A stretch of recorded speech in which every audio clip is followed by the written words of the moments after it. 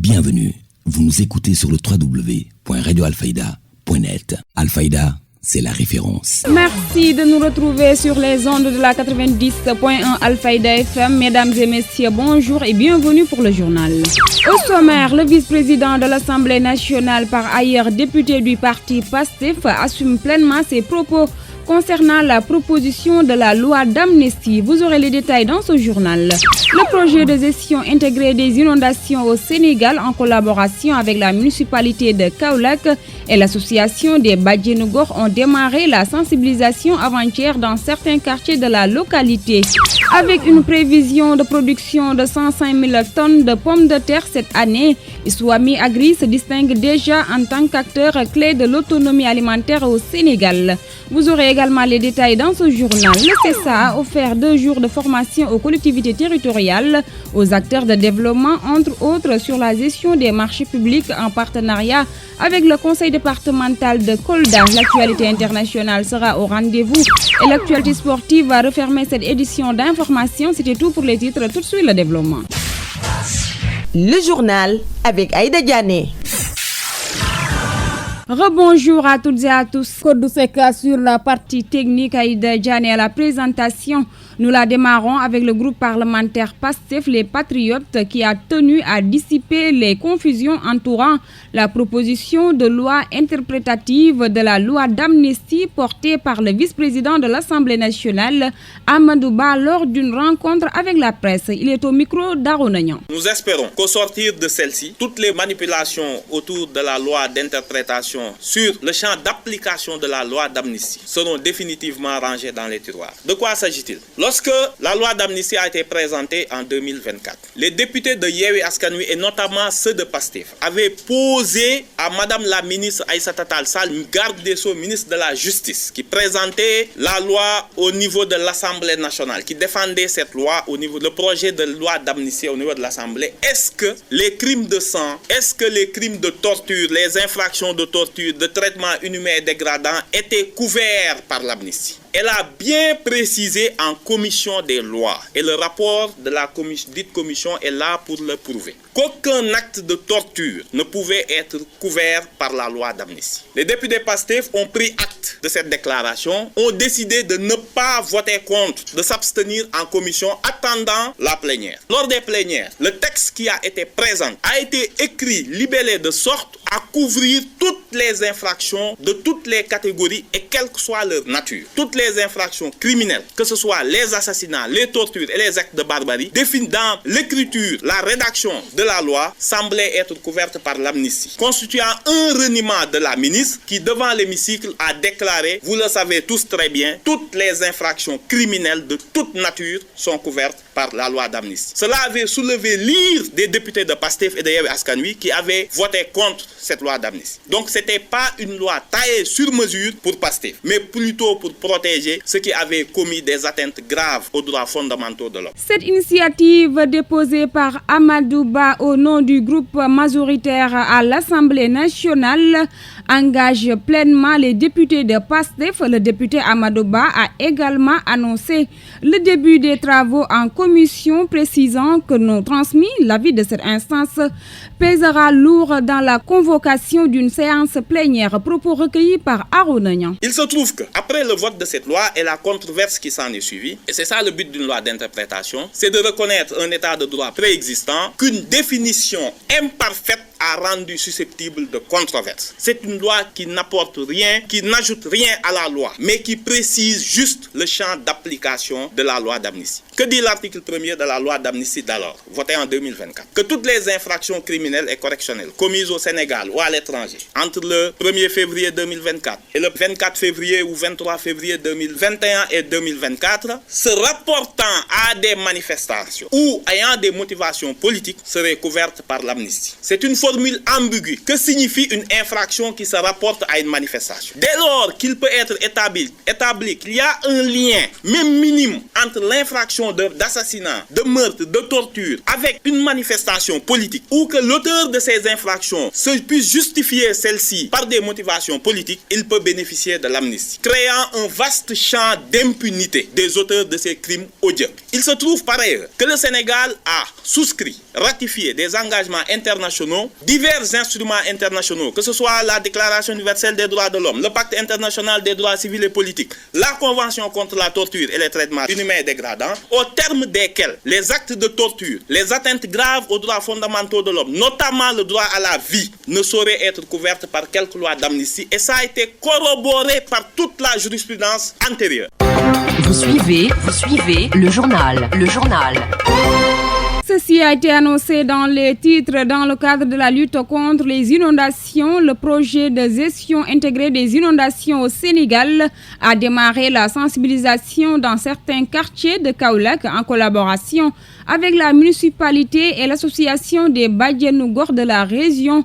Pape Bakary Koné, représentant de la direction de la prévention et de la gestion des inondations, est revenu sur les attentes de l'État à l'endroit des populations. Il est interrogé par Cheikh Tidiane Diagne. Nous sommes venus ici à Kaolack dans le cadre du projet de gestion intégrée des inondations au Sénégal.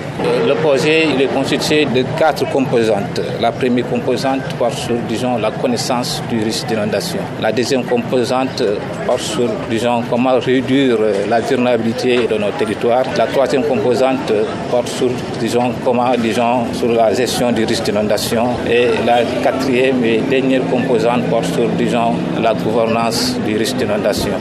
La présente, communication porte sur la première composante, notamment, le marché 1 portant sur, la mise en place d'un système d'information géographique appliqué à la cartographie de surface inondable et de zones, d'inondation au Sénégal.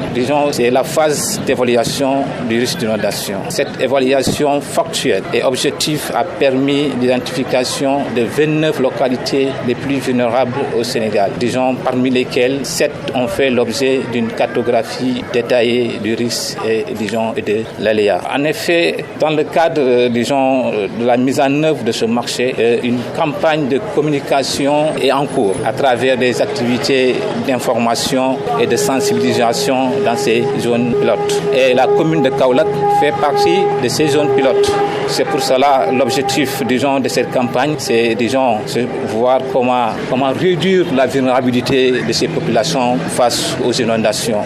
Il s'agit également de partager, des applications de communication telles que le géoportail. À travers le géoportail, aujourd'hui, si vous avez le lien, vous pouvez avoir toutes les cartes des zones à risque. Les acteurs ont saisi l'occasion pour lancer officiellement la campagne de distribution des documents.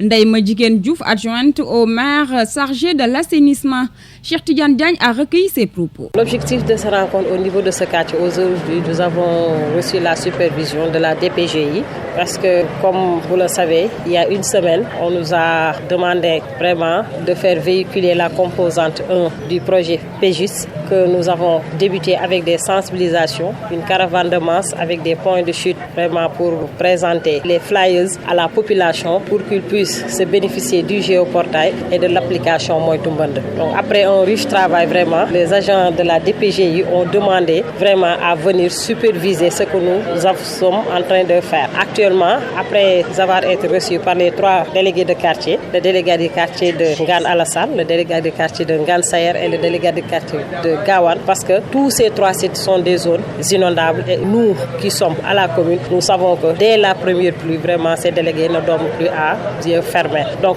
ils sont là aujourd'hui vraiment pour faire la sensibilisation avec nous, parler avec la population pour éventuellement préparer un forum qui se tiendra Inch'Allah dimanche à partir de 10h, foyer des jeunes de ce quartier. La réaction des populations, vraiment c'est une réaction bien appréciée. Donc une fois installés, vraiment eux-mêmes, ils voient que vraiment l'État est en train de faire un pas en avant par rapport à la gestion des inondations. Parce que quoi qu'on puisse dire, l'inondation qui sévit actuellement, on veut mettre la main mise là-dessus et vraiment prévenir les autres sites inondables. Les anciens États construisaient des infrastructures sur des zones inondables, d'où les écoles qui restent d'octobre jusqu'à janvier sans ouvrir. Vraiment, je pense que cet État va prendre en charge tous ces désagréments vraiment causés par l'inondation et que parfois, je ne peux pas pas qualifier le geste, mais quand on vous demande vraiment de chercher un lieu à construire pour une infrastructure, je pense qu'il faut donner les bonnes informations, mais venir prendre tout cet argent et le mettre dans l'eau, parce qu'après construction, les infrastructures, pour les utiliser vraiment, ça pose d'énormes problèmes. Mamadou Wilane, délégué de quartier Ngane Sayer, invite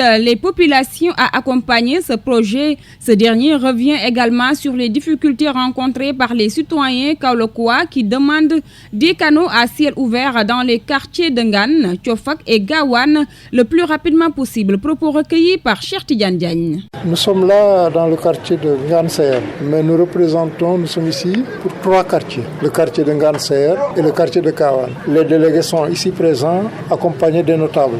Le projet que nous présentons aujourd'hui nous donne beaucoup d'espoir. Pendant l'hivernage, les populations des 3 quartiers ont d'énormes problèmes. D'abord, les infrastructures deviennent inaccessibles, n'ouvrent leurs portes qu'en janvier, alors que les autres écoles ont commencé depuis octobre. Ça pose des problèmes de retard dans le programme. Le poste de santé devient inaccessible parce que la route qui mène au poste de santé est inondée. Et une anecdote, il est arrivé une année où une femme a pris un taxi pour aller au poste de santé. Arrivée au niveau de la flaque d'eau, le taxi est tombé en panne. La femme est accouchée dans le taxi. Les matrones sont venues prendre le bébé et la maman dans le taxi, dans l'eau. Ce n'est pas agréable. Et les populations, en grande partie, se déplacent pour chercher où habiter pour les 3 mois à venir. Ça nous fait beaucoup de problèmes. Et les flaques d'eau sont des lieux de nuisance. Les enfants y patouillent, ils s'y baignent, transportent des maladies au niveau des maisons et même tombent malades. Nous nous reposons essentiellement sur la mairie et nous avons beaucoup d'espoir. Je crois que la mairie portera nos préoccupations au niveau du projet. Nous avons beaucoup d'espoir parce que celle qui tient le projet au niveau de la mairie est une battante. Depuis le début, elle ne cesse de nous aiguillonner, de fréquenter nos quartiers, de faire des investigations, de prendre des avis afin que ça puisse marcher au niveau du terrain. L'actualité sur Alfayda FM. Vous suivez toujours Alfayda FM 90.1, la radio de la référence. Je vous l'avais annoncé dans les titres. Au cours de sa tournée sur les sites de Iswami Agri, le ministre du Commerce Serigne Gueye Diop a manifesté sa satisfaction face aux résultats remarquables de l'entreprise en matière de culture de pommes de terre et d'autres légumes. Nous l'écoutons au micro d'Aaron Nagnan. Oui, aujourd'hui, nous avons été impressionnés par les performances de Swami Agri en termes de production de pommes de terre, mais aussi d'autres légumes. Je vais laisser mon collègue de l'agriculture en parler. En ce qui nous concerne au niveau du commerce, nous sommes rassurés parce que le Sénégal, comme vous le savez, consomme à peu près 130 000 tonnes de pommes de terre et on a vu avec la production annoncée cette année de 105 000 tonnes uniquement au niveau de Swami Agri. Cela veut dire qu'en réalité, nous sommes pratiquement au niveau de l'autosuffisance. Si on ajoute maintenant les productions des petits producteurs, alors nous serons carrément excédentaires. Sans connaître exactement les statistiques aujourd'hui, nous pouvons dire que grâce à des investissements pareils, le Sénégal, dans les 2-3 années à venir, peut devenir complètement excédentaire. Cela dit qu'au niveau du commerce, il faut qu'on envisage des mesures maintenant de stockage. C'est l'objet de notre visite commune avec mon collègue de l'agriculture. Et l'idée, c'est de dire comment on peut maintenant assurer que sur les 12 prochains mois, qu'on ait tout le temps des productions, comme la pomme de terre, stockées dans des températures de 1 degré à 5 degrés et nous assurer justement que sur 12 mois, en dehors de la tabaski, de la Korité, que le pays puisse être bien approvisionné.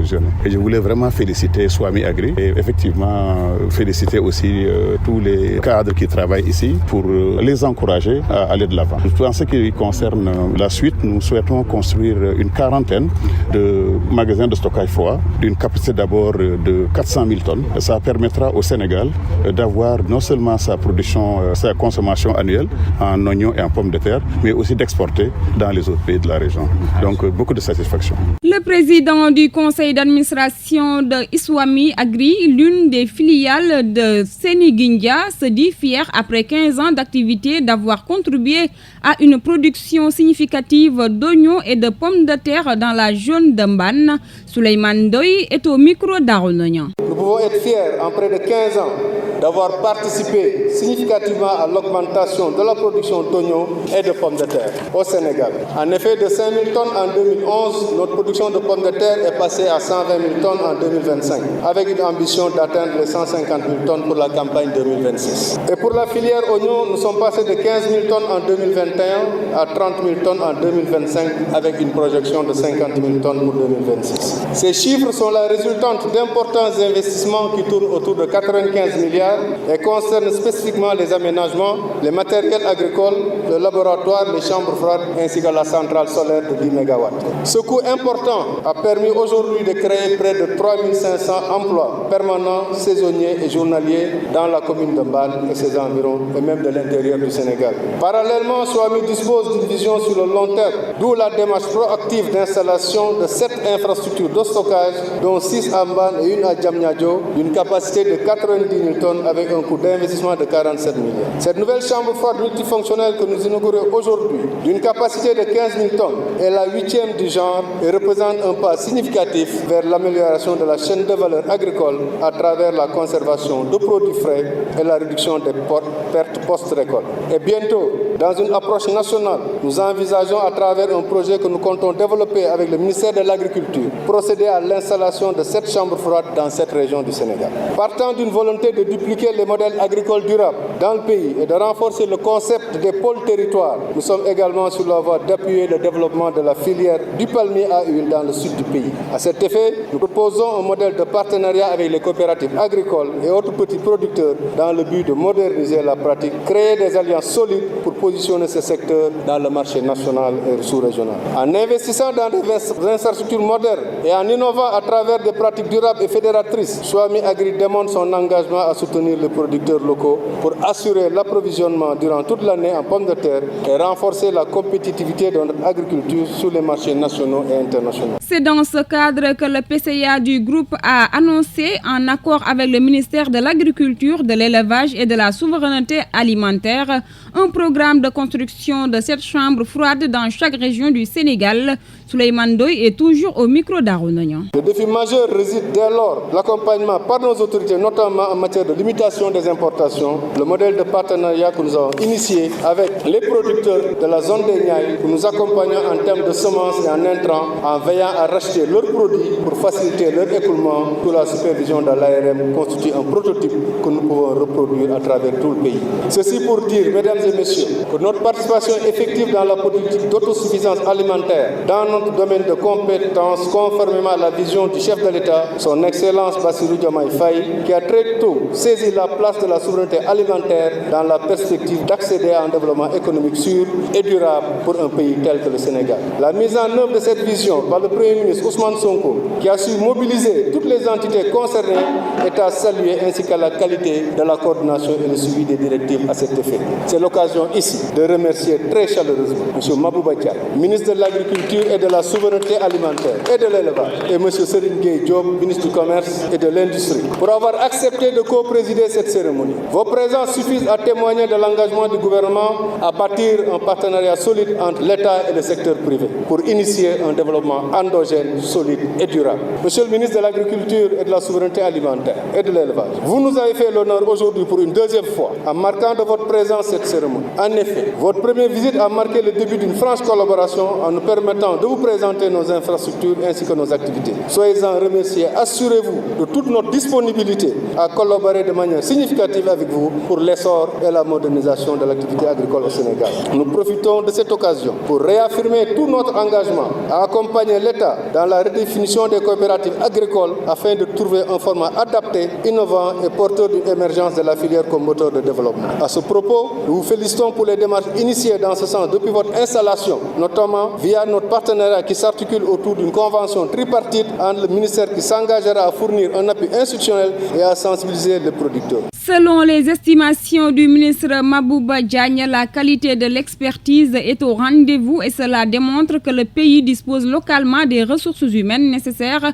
Écoutons-le au micro d'Arounagnan. Il y a de cela 8 mois, si je me souviens très bien, jour pour jour, quand on s'était rencontrés, et j'avais émis le souhait d'avoir une autosuffisance en semences certifiées. J'avais émis le souhait de reconstituer le capital semencier du Sénégal. Quand j'en ai parlé avec le PCA de Swami Agri, quand j'ai donné instruction à nos équipes de tout faire pour reconstituer le capital semencier. On s'est engagé dans cette bataille-là. Et je me permets ici de dire ouvertement que depuis ce jour-là, le PCA, le président du conseil d'administration de SWAMI, m'avait promis qu'il allait nous accompagner pour le faire. Vous savez, le Sénégal a besoin de 150 000 tonnes de semences certifiées pour qu'on soit autosuffisant. Et pour cela, il nous faut 150 tonnes de pré-base. Et vous avez vu la qualité de l'expertise quand l'équipe se présentait. Vous entendez que des docteurs, des ingénieurs agronomes. Qu'est-ce que cela veut dire? Ça veut dire que l'expertise locale, nous l'avons. Avons-nous investi comme on devait investir pour reproduire? Je ne suis pas d'accord que l'Israël ne puisse pas disposer d'un 300, 400, 500 hectares pour faire ce travail-là à lui-même. Mais merci aussi au secteur privé. Voici ce type de partenariat public-privé, parce que certes, si l'État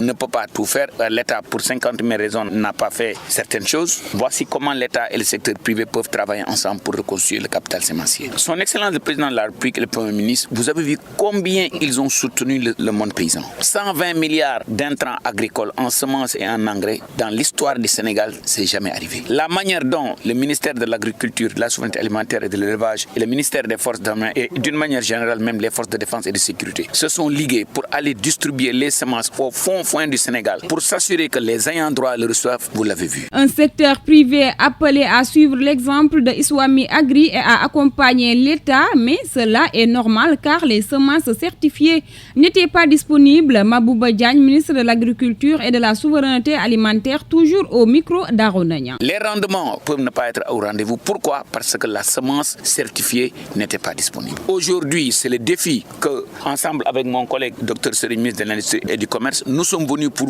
observer nous-mêmes comment nos équipes, à savoir les équipes de ISRA, en partenariat avec Swami Agri, comment ils comptent dérouler, exécuter cette stratégie d'autosuffisance alimentaire. Parce que j'ai l'habitude de dire au directeur de l'ISRA, si vous échouez, j'échoue. Après, tout récemment même, il m'a corrigé en me disant, monsieur le ministre, il faut dire si nous gagnons, vous gagnez. Il faut positiver. En tout cas, moi, je lance un appel au secteur privé national. Dans tous les pays organisés du monde, les semences certifiées, c'est un business privé. Maintenant, les G0, les G1, nous pouvons les faire sur nos sites de reproduction sur ISRA. Maintenant, la reproduction à un certain niveau, ça, c'est un business privé. Et ce que Swami est en train de faire pour nous, et parce que vous avez vu, on a un agent qui est là 24 heures sur 24 heures ici. Ces périmètres contrôlés, irrigués, c'est exactement ce que nous demandons de faire. Mais l'État aussi compte accompagner les opérateurs. Je lance un appel aux opérateurs. Je les ai dit que je vais vous chercher les terres. Je les ai dit qu'on va vous accompagner à faire des coopératives agricoles communautaires pour faire de la production de semences. Aujourd'hui, et les besoins, ce n'est pas seulement dans l'arachide. L'année dernière, on a subventionné jusqu'à 10 milliards de francs CFA des semences de pommes de terre. Et vous en faites localement. Donc c'est l'opportunité aussi pour le secteur privé national. C'est l'opportunité pour les opérateurs. C'est l'opportunité pour les Sénégalais. Et ce n'est pas seulement les producteurs. Le Sénégalais lambda qui a de l'argent peut venir se faire accompagner par les 16 spécialistes de ISRA. Et je suis sûr que dans la logique de la responsabilité sociétale, Swami Agri aussi serait prêt à accompagner les Sénégalais, à accompagner le privé sénégalais pour reproduire ce que nous faisons ici, pour reproduire de la semence certifiée et même l'exporter dans la sous-région. En tout cas, Swami ISRA, nous vous disons un grand merci, nous vous disons félicitations. Alfayda FM. Je vous l'avais annoncé dans les titres, le cabinet Expert Consulting Afrique, en partenariat avec le conseil départemental de Kolda, avait organisé 2 jours de formation en passation de marché et audit. Cette formation a permis aux différents acteurs d'être bien outillés sur la gestion des marchés publics. Écoutons Elad Serigne Mbaye, directeur général, c'est ça au micro de Yacoub Fall. Je dirais que c'est la première étape de cette nouvelle tournée que nous avons fait ici, donc ici à Vélingara, avec énormément de plaisir. Au courant de ces 2 jours de formation, il faut rappeler que la module qui a été proposée, la thématique, c'était de revenir sur les missions et les prérogatives dévolues à la cellule de passation des marchés publics et à la commission des marchés. Il faut rappeler que dans le cadre des missions d'audit que nous avons eu l'honneur en tout cas de participer, on a constaté qu'il y a énormément de problèmes à ce niveau-là dans le cadre effectivement de la mise en œuvre alors des procédures de marché, surtout au niveau des collectivités territoriales. Donc on a jugé nécessaire d'aider encore les élus locaux à monter en compétence dans ce cadre bien précis pour éviter d'éventuelles difficultés dans le cadre des missions d'audit. La thématique c'était ça, mais il a été aussi nécessaire selon nous de revenir sur les grandes lignes, n'est-ce pas, de la commande publique. Cerner la notion commande publique a connu une évolution. Auparavant on parlait de marché public, public. Ensuite, il y a eu délégation de service public. Maintenant, il y a ce qu'on appelle les contrats de partenariat public-privé. Donc, ces 3 catégories contractuelles réunies donnent lieu à la notion de commande publique. Et donc, on a jugé nécessaire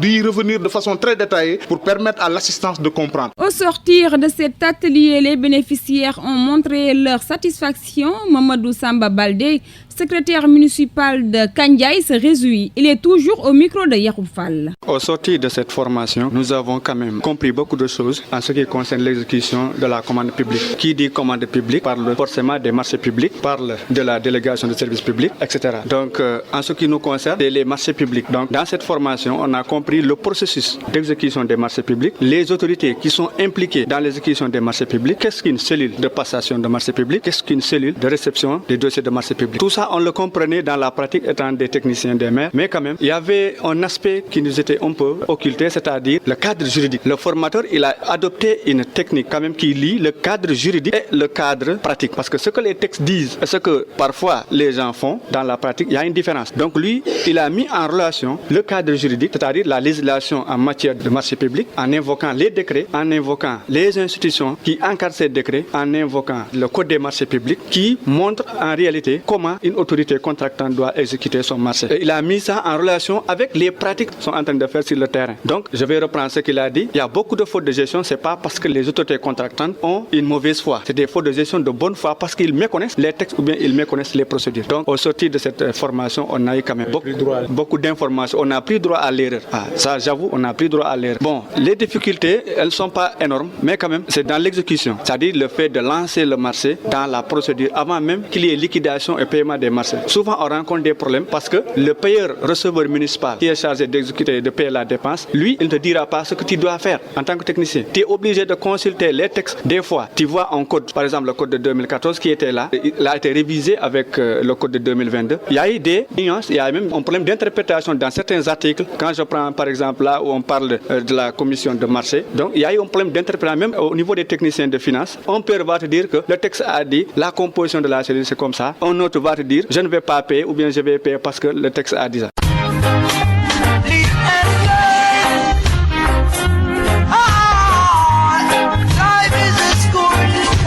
Votre rubrique Apprendre ensemble, Ndeye Fatou Cissé s'intéresse aujourd'hui au stress et les signes qui doivent inquiéter. Cheikh Ibrahima Biteye, psychologue conseiller. Avec le stress, donc il y a 3 phases par lesquelles la personne passe pour vivre le stress. Votre rubrique Apprendre ensemble autrement s'intéresse donc ce samedi au stress et les signes qui doivent inquiéter. Et pour en parler, nous sommes avec le psychologue conseiller, Monsieur Cheikh Ibrahima Biteye. Il y a ce qu'on appelle la phase d'alarme. C'est la phase qui correspond au moment où on est exposé par rapport à la situation stressante. Bon, là, il y a des signes, il y a des manifestations et qui nous font comprendre que voilà, on est devant une situation stressante. Maintenant, après la phase d'alarme, il y a ce qu'on appelle la phase de résistance. Donc, normalement, après la phase d'alarme, l'organisme, en tout cas, est préparé soit pour résister, soit pour fuir. Pour résister, si on parvient, en tout cas, à résister, on parvient à gérer le stress, à le dépasser. Sinon, donc, on tombe dans la 3e phase et c'est là où c'est dangereux. C'est ce qu'on appelle la phase d'épuisement. Donc là, l'organisme est submergé et souvent, on est plongé dans une incapacité totale. Donc, on est même incapable de réfléchir, de faire quoi que ce soit. Que ce soit, bon, si c'est au niveau du travail, donc voilà, on est incapable de faire le travail qui nous est assigné et on a souvent sur le plan physique une fatigue générale que l'on ressent, etc. Donc voilà, on ne dort plus bien, donc on est tout le temps anxieux, on est tout le temps sur le qui-vive, on est irritable, on est, etc. Donc il y a beaucoup de choses également qui viennent et quand ça dure assez longtemps, c'est à ce niveau-là maintenant qu'il faut s'inquiéter. Donc il faut essayer de voir quelqu'un peut-être pour vous accompagner à surmonter ce stress-là. Sinon, bon, ça risque de s'aggraver ou peut-être d'accélérer ces maladies-là dont on parlait tout à l'heure. Bien qu'au Sénégal, les gens n'ont pas cette culture pour aller se faire. Oui, ça aussi, c'est un autre problème. Maintenant, bon, il faut comprendre qu'il y a des gens qui sont là, il y a des spécialistes qui sont là, il y a des médecins qui sont là, qui peuvent vous aider à surmonter ces difficultés-là. Il y a certains médicaments même qu'on peut vous prescrire pour vous aider donc à gérer ce problème-là. Maintenant, à ce niveau aussi, le risque, c'est que on risque peut-être de tomber dans ce qu'on appelle appelle la dépendance, c'est-à-dire trop consommer ces médicaments-là jusqu'à ce qu'on devienne dépendant. Au-delà des médecins aussi, il y a les psychologues qui sont là, donc pour vous accompagner, vous expliquer la situation que vous êtes en train de vivre, parce qu'il y a beaucoup de personnes qui vivent ça, mais qui ne savent pas que c'est du stress. Donc le plus important d'abord, c'est de savoir que c'est le stress. Maintenant, savoir également comment faire pour gérer ce stress-là. Autrement, voilà donc que c'est ici que se referme votre rubrique.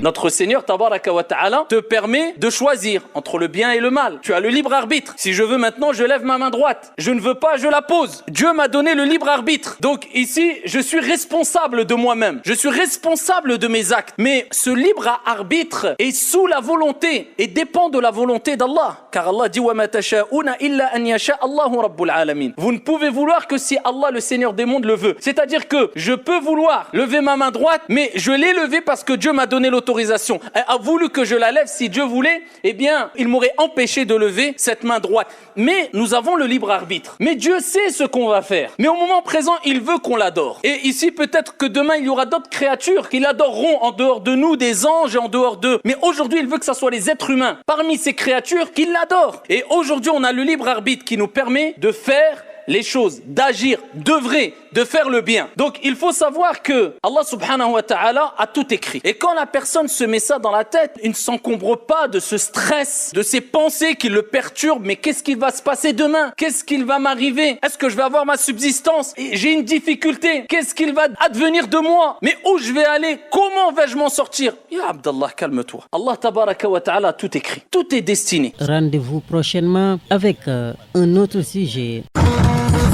Actualité internationale. L'actualité internationale, c'est avec nos partenaires de la Voix de l'Amérique. La République démocratique du Congo a suspendu pour 4 mois ses exportations de cobalt, un minerai essentiel aux batteries des véhicules électriques. Cette mesure annoncée par le gouvernement vise à stabiliser un marché en crise où les prix du cobalt ont chuté de 75% en 3 ans, atteignant leur plus bas niveau depuis 8 ans. Premier producteur mondial, la RDC fournit à elle seule 76% du cobalt extrait dans le monde. Internationale. Le nouveau gouvernement ghanéen prévoit d'importantes réductions des dépenses en 2025 pour relancer l'économie, a annoncé le ministre des Finances Cassiel Atto Forson. Il a présenté des chiffres de déficit et de dette plus élevés que prévu, notamment dans les secteurs du cacao et de l'énergie. Le Ghana sort de sa plus grave crise économique en une génération, aggravée par des difficultés de remboursement de la dette et une mauvaise gestion. Actualité internationale. Au Nigeria, l'agence anticorruption récupère près de 500 millions de dollars en un an, un montant record depuis la création de la Commission nigériane de lutte contre les crimes économiques et financiers, EFCC, en 2002. L'organisme a également obtenu plus de 4111 condamnations pénales, le chiffre le plus élevé depuis sa création. Le Nigeria est confronté depuis des décennies à une corruption endémique qui freine son développement économique. Actualité internationale. Le directeur général de l'Agence internationale de l'énergie atomique, AEA, Raphaël Grossi, a appelé aujourd'hui à une plus grande coopération avec le Niger lors d'une visite dans ce pays du Sahel qui est une source importante d'uranium. Actualité internationale. Côte d'Ivoire, l'Union européenne a lancé ce jeudi à Abidjan un programme de 7 millions d'euros pour accompagner le pays dans l'organisation de scrutins crédibles et apaisés à 7 mois de la présidentielle dans ce pays qui a connu plusieurs crises liées aux élections. Ce programme prévoit également de déployer 700 observateurs de la société civile pour la présidentielle du 25 octobre 2025 et les législatives de 2026 et d'appuyer les institutions chargées d'organiser les scrutins. Actualité internationale. Et sport. Sur Radio Al-Fayda à Kaoula.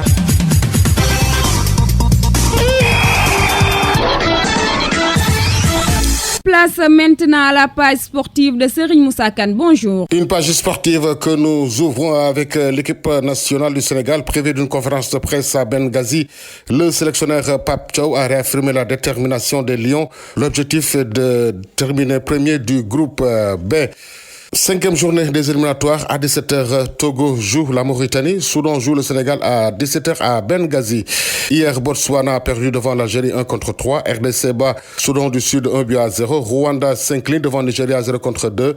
Burkina Faso bat Djibouti 4-1. Afrique du Sud bat Lesotho 2-0 pour la zone Europe. Première journée, Moldavie reçoit Norvège, Israël reçoit Estonie, Pays de Galles reçoit Kazakhstan, République tchèque reçoit El Faroé. Hier, Pologne bat Lituanie 1-0. Malte s'incline devant Finlande 0-1. Angleterre bat Albanie 2-0. Chypre bat Saint-Marin 2-0. Équipe nationale U20, match retour Sénégal-RDC prévu demain au stade Lat Dior de Thiès. Ligue des Nations demain, France-Croatie, Allemagne-Italie, Portugal-Danemark, Espagne-Pays-Bas. Retour chez nous pour parler du basketball local. 11e journée chez les hommes ce soir. Louga Basket Club joue la Jeanne d'Arc. UGB joue Duc. Asfa joue GBA. RS joue Port. Chez les dames, Dibalok joue Mbour Basket Club. UCAL joue Djambagen. Saint-Louis Basket Club joue Jeanne d'Arc. Duc joue Bop. La Fédération sénégalaise de karaté et discipline associée est au cœur d'un scandale. Son président et plusieurs membres du bureau sont placés en garde à vue. Votre rubrique Sport et Ramadan. Votre rubrique Sport et Ramadan.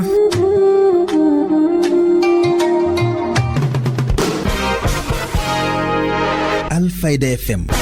Il est aussi important durant cette période de privilégier les aliments qui sont faibles en gras et les cuissons qui vous permettent de prendre le moins de gras possible. Par exemple, si c'est pour vos légumes, je vous conseille de les cuire à l'eau ou à la vapeur, et pour les viandes, de les griller ou peut-être au four. Et aussi, une petite astuce pour conserver votre sentiment de satiété durant toute la période du jeûne, je vous conseille de prendre des aliments riches en fibres et riches en protéines. Pour garder une bonne santé cardiovasculaire pendant cette période de jeûne, évitez de vous coucher directement après avoir mangé. Si vous ne faites pas de sport, faites peut-être une petite promenade, une petite marche ou peut-être monter les escaliers juste après avoir mangé et avant de dormir. Voilà, Aïda, c'en est tout pour cette page sportive. Merci de l'avoir suivi. Excellente suite des programmes sur la 90.1.